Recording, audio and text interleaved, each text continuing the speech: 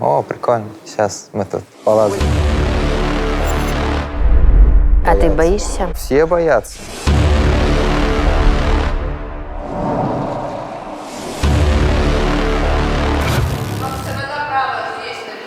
Мне пришлось учиться жить по-новому полностью. Вообще без рук остался на 2 года практически. Не, ну все, как бы парень пропал. Ну, все. Теперь вот вся его дальнейшая жизнь — это алкоголь и там жизнь с родителями. Сколько стоит такое чудо техники? На момент, когда мы его делали, чуть больше 2 миллионов. Переходи направо. Ногу поставь. Выше. Еще руку. Хорошо. Меняй ноги и левую подними. То есть, в принципе, вот то, что случилось, какой-то проблемой для личной жизни не стало. А если ты начинаешь смеяться там над каким-то своим недостатком, то ты, значит, уже его принял в себе. Могу назвать себя счастливым человеком. Вот.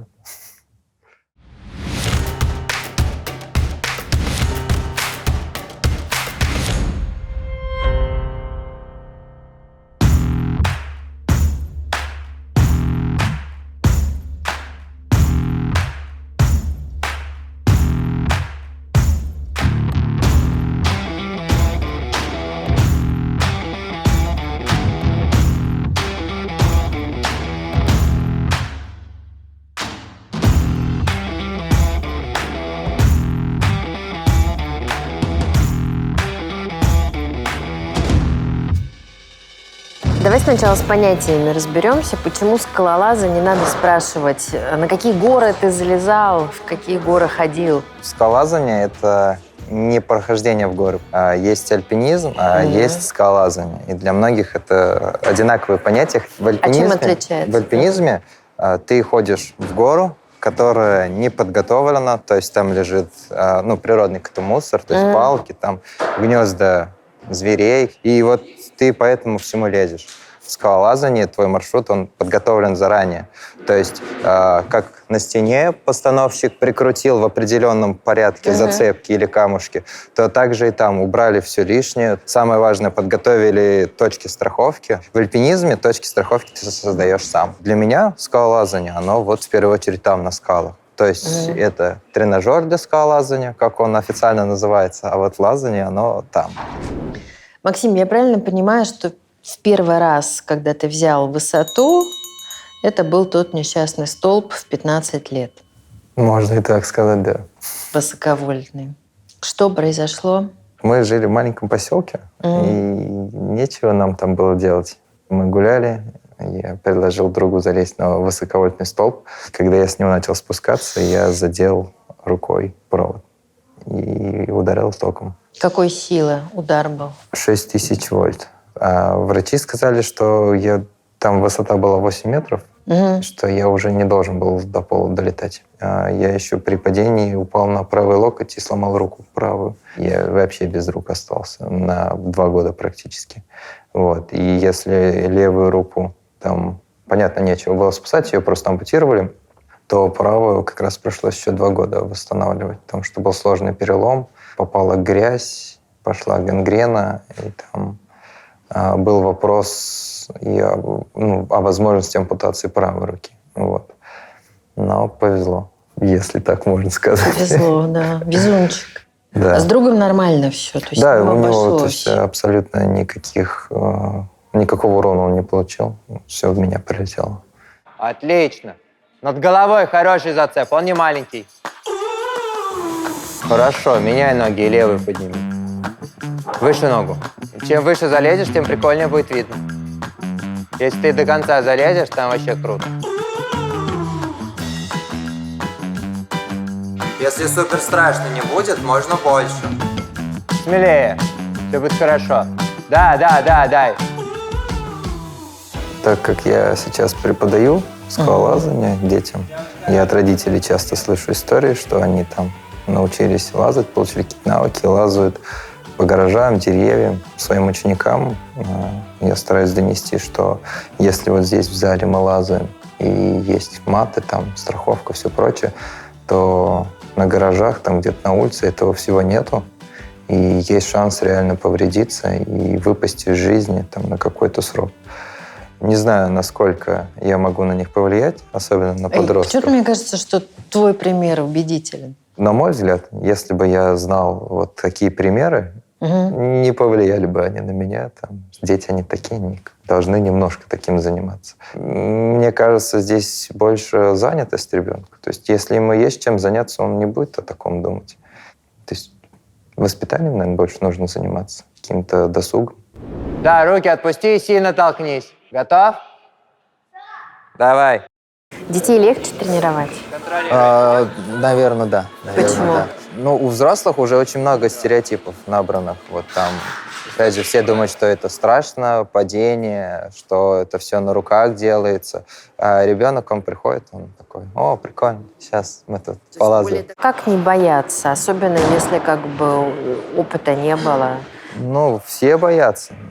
И даже те олимпийцы, которые лазят, тоже боятся. А ты боишься? И я боюсь тоже, да.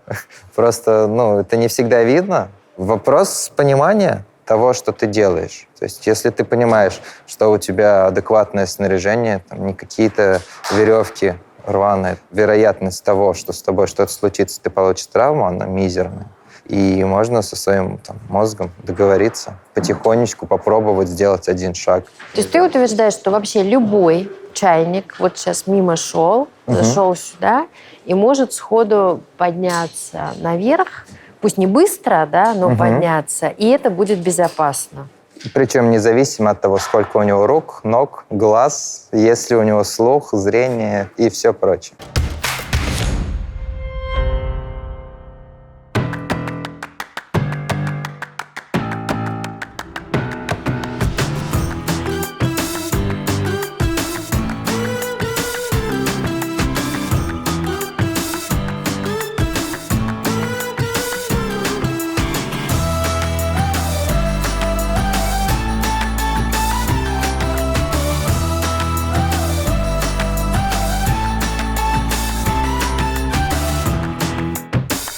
Ты 2 года вынужден был ничем не заниматься, да, по сути? Я пытался заниматься спортом. Мне очень тренер помог. А он пришел в больницу к тебе? Да. И вот он приходит ко мне в больницу и говорит, что все нормально, все хорошо, восстанавливайся, приходи на тренировки, я тебя жду, будем учиться работать с тем, что есть. И это уже после ампутации, да? Это уже после ампутации, да. И это меня очень смотивировало. Ну, а были те, кто, я не знаю, в глаза, может, за спиной говорили: не, все, как бы парень пропал. Все. Полностью Ну, все. в смысле, все? Все, то есть там от близких до всего окружения полностью. Что, так и говорили? Да, все. Теперь вся его дальнейшая жизнь — это алкоголь и жизнь с родителями. Но не скажу, что меня это обижало, как-то задевало. Я такой: вы так про меня думаете? Сейчас я вам покажу. И показал, получается. И каково это было? Мне пришлось учиться жить по-новому полностью. И, соответственно, борьба тоже она по-новому пошла. Полностью другая техника. А до травмы какой у тебя был уровень? Я был в сборной республики. Там был вопрос о вхождении в сборную России. После ты смог вернуться в спорт, но Да. что с этой классной карьерой, которая маячила перед тобой? Она уже не светила, и это не совсем от меня зависело. Так как среди инвалидов соревнований не было, мне приходилось выступать на соревнованиях среди здоровых. Но через какое-то время меня перестали пускать на соревнования под предлогом того, что я могу получить травму. Ты, приготовил вес, приготовил форму, у тебя есть какой-то план на соревнования, а к тебе подходит главный судья и говорит: извини, сегодня ты участвовать не будешь. У тебя нет руки, с этим ты тоже ничего сделать не можешь. Идешь домой. И после 2, 3, 4, может быть, раз у меня пропала мотивация этим заниматься.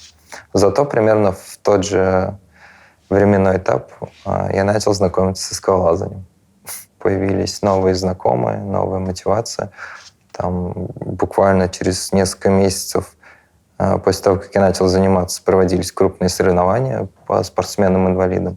И когда у тебя такая история, что тебя не пускают на соревнования, а тебе туда хочется, и тебе тут говорят: соревнования, хочешь, поехали.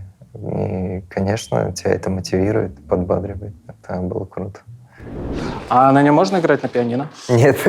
Потому что... Ну как, можно, одним пальцем, если... Здесь типа один пальчик двигается. Так. Вот, херак, херак, херак. Понял. Другая кнопка, типа, коробочку с медом и такой, типа...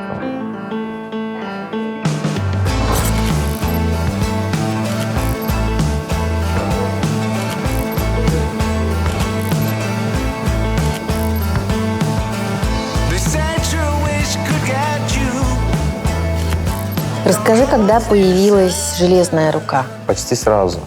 То есть там есть определенный период реабилитации, когда, то есть у тебя заживает твоя рука.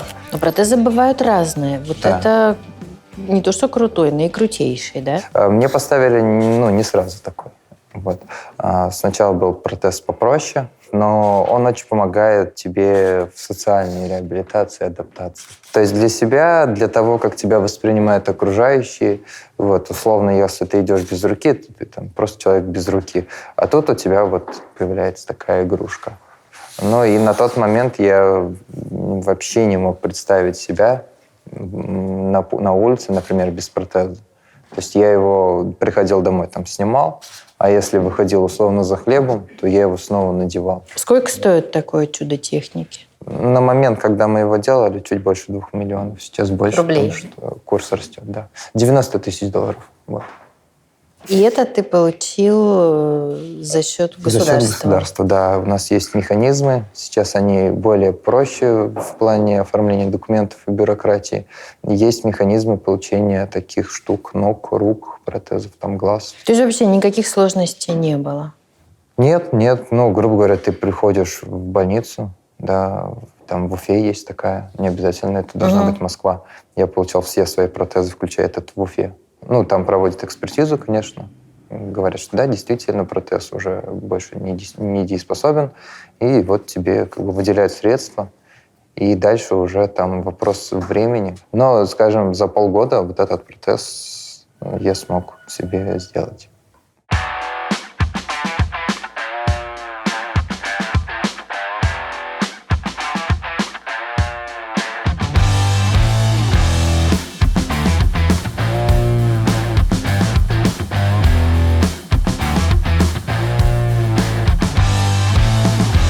Болдеринг – это уже история без страховки. Это для более подготовленных. Не совсем. Здесь страховка, видимо, она просто в другом формате. Плюс навык падения. То есть я могу правильно падать, и из-за этого не боюсь делать какие-то прыжки, динамичные движения и все прочее. Но даже на болдеринге есть трассы, которые мы сейчас можем с тобой пойти, залезть, и у тебя получится. Спасибо, что ты веришь в меня. Кстати, по поводу падения, какие ключевые правила? Группировка. То есть нельзя выставлять конечности ни в коем случае.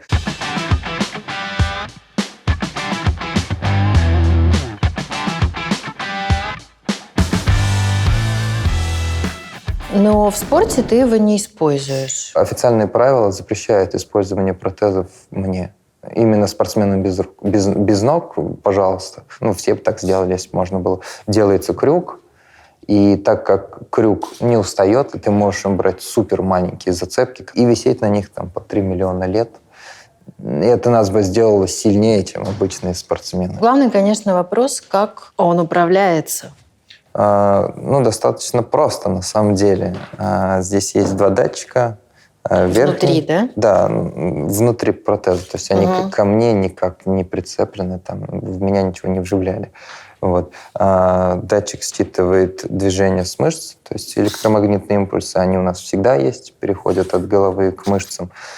И если в твоей, скажем, руке это считывать нервы и делать какие-то движения рукой, то здесь эти датчики выполняют эту функцию. И то есть либо они разжимаются, либо сжимаются. Это все его функции, по большому счету. Ты совсем недавно в Москве. Да, меньше года. Насколько легко было захотеть? Понятно, многие хотят перебраться в Москву.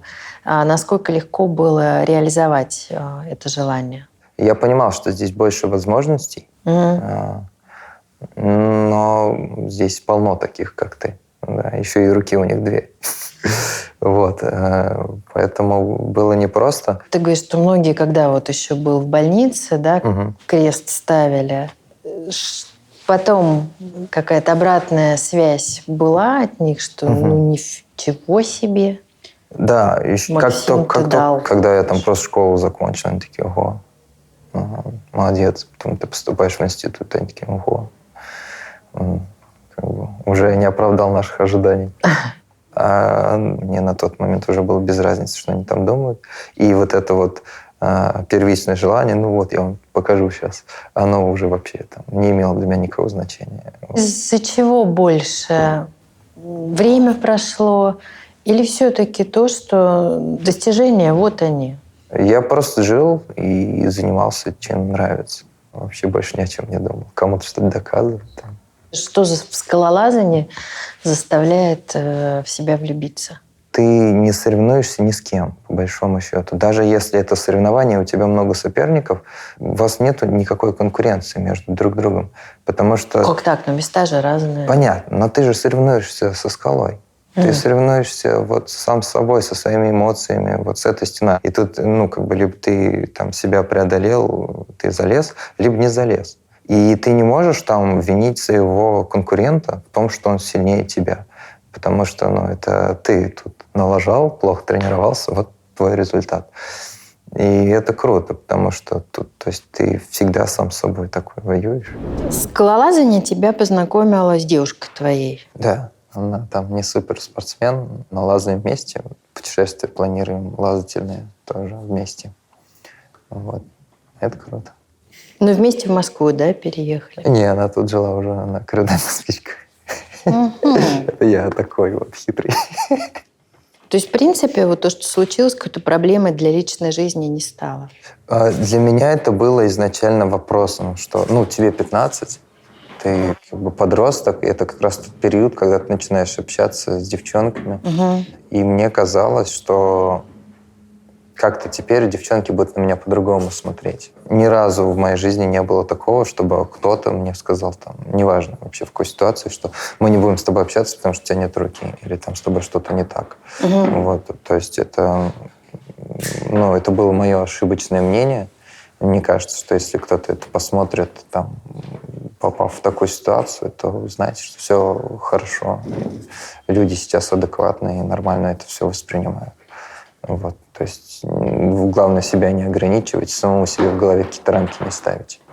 Ты в соцсетях такое достаточно ироничное отношение транслируешь к травме своей. Ну да. А что? Такой даже юмор на грани. Ты мне кадр испортил. У тебя что-то отвалилось.